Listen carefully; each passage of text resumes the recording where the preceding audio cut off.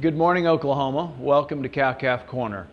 Due to weather, we join you this morning from the 102 conference room in the Animal Science building on campus, and we follow up on the topics we've been on the past couple of weeks. And this week we start a two-part segment on the impact of bull selection.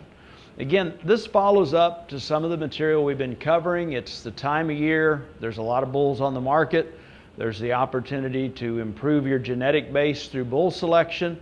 A couple weeks ago, we talked about several steps we could go through to see how EPDs and genetic values could be applied to our herd goals. And so we actually walked through some of those steps this week. So let's say, for example, we have evaluated the level of performance in our operation. And last fall at weaning, we weighed our 4 to 7 year old cows and found that on average, those cows are weighing 1,400 pounds. As we preg checked, we had an 85% pregnancy rate in those exposed females. And as we looked back over a couple years' records, we saw that we had an 82% calf crop weaned. Those calves that we're weaning are actually weaning off at 500 pounds. If we do the math, take that percent calf crop weaned into account with that weaning weight, we arrive at 410 pounds of weaning weight per exposed female in our operation. So what does that identify to us that we need to improve at this point? Well, I would say we'd like to see more pounds of calf weaned per exposed female. And if we want to take that a step further, maybe even see those cows weaning off a higher percentage of that mature weight. And so it identifies some areas we potentially would like to shave a little off that mature cow weight, maybe add some to that 500-pound weaning weight, potentially improve upon that pregnancy rate, that percent calf crop weaned, all of which are going to contribute to that bottom line figure of 410 pounds per exposed female. The final thing on this slide tells us an important thing to remember. EPDs are directly comparable across time and geography.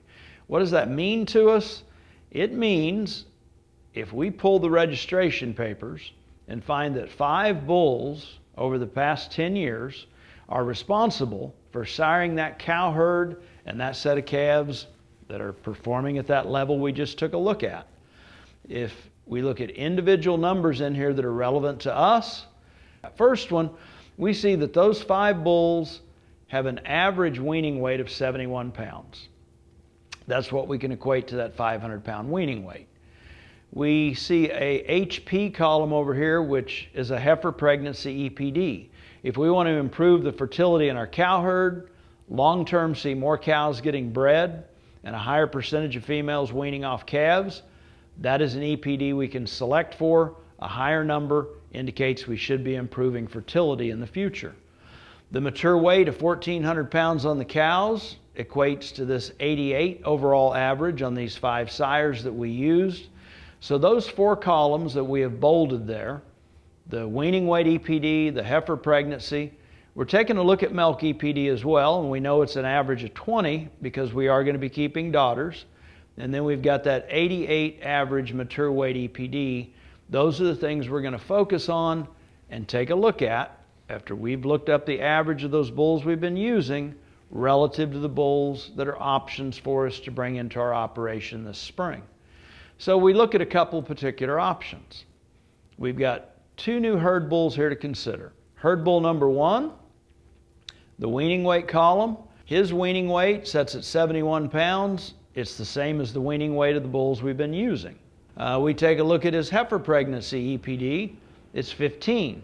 That is 6 percentage units higher than the bulls we've been using. That's a good thing. That should improve fertility for us. We take a look at the milk EPD. We see is a 20, same as the bulls we've been using. We're not going to see a much difference in that milk level in the mature cow herd long term. We look over here at the mature weight EPD. He's at 68. That is compared to the 88 of the bulls that we have been using. He's going to shave about 20 pounds per female off our mature weight in that next generation of cows. So that's bull 1.